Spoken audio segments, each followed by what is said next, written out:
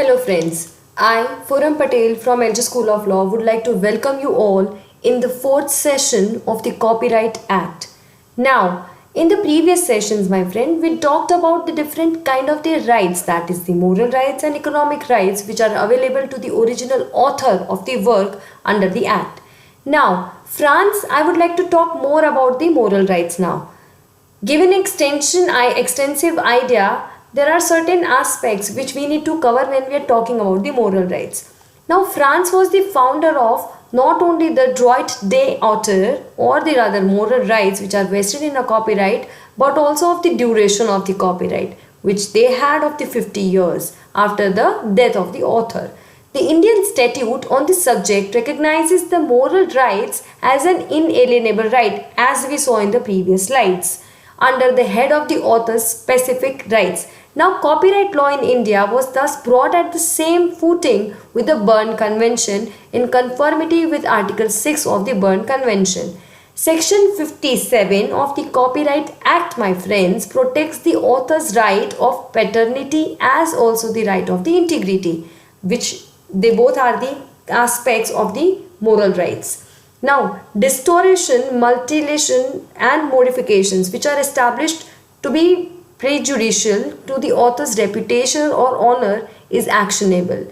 In the case of Srimati Manu Bhandari versus Kala Vikas Pictures Limited, it was observed in respect of Section 57 of the Copyright Act that Section 57 is a special provision for the protection of the author's moral rights. Now, the objection of this is to put the copyright on a higher footing than any other normal matter of the rights. The language of this section is of the widest possible amplitude. It cannot be restricted to the literary expressions only. Audio-visual manifestations are also directly covered under Section 57. Thus, my friends, this section, that is Section 57, it defines two basic moral rights of an author. That are, the first is right of the paternity and the second is of the integrity.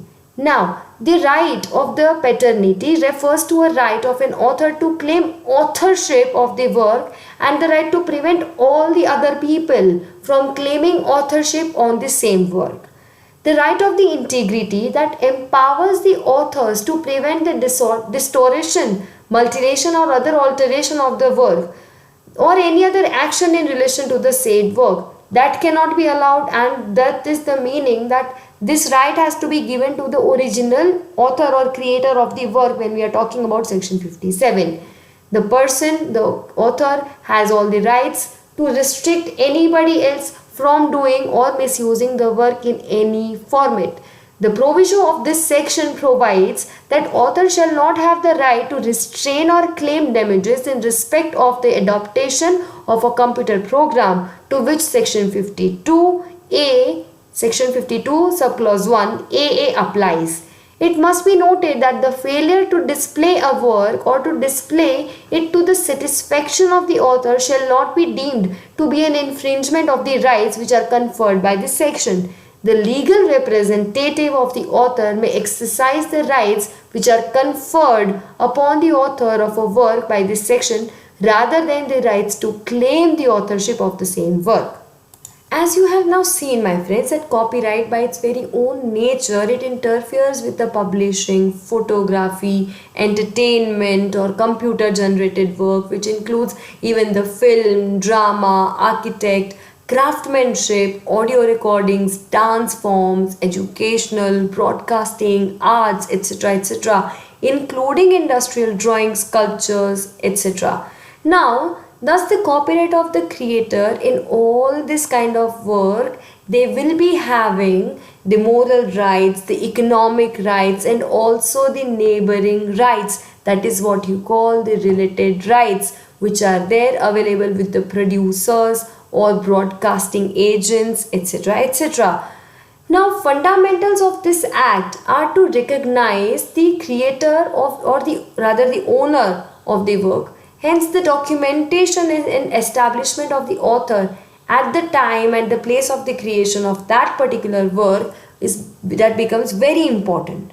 And that is the reason different societies and different boards such as copyright protection board or copyright societies in our country has been established by the law for the people who are not aware about what rights can be they can be getting, or what are the works that can be protected when they are creator of any work, or rather what is copyright basically.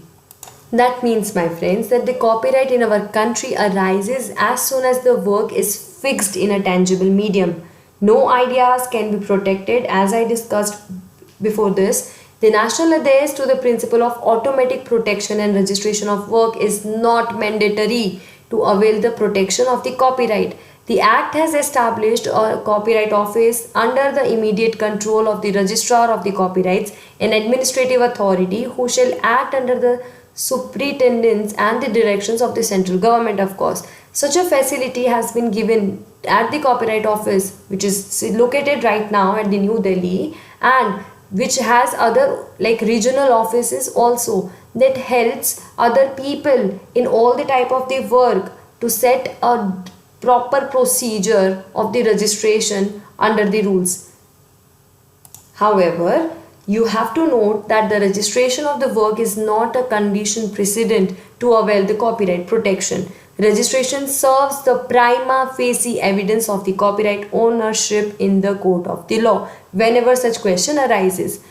In the Asian Paints Limited versus Jai Kishan Paints and Allied Products, the High Court of the Bombay had observed that registration under the Copyright Act is optional and not compulsory. The registration is not necessary to claim the copyright protection. Registration under this act merely raises a prima facie presumption in respect of the particulars entered in the register of the copyright. The presumption is, however, not conclusive at all. The copyright subsists as soon as the work is created and given a material form, even if it is not registered. That means, my friends, that the registration is not compulsory, and it has also been upheld by our Honorable Bombay High Court.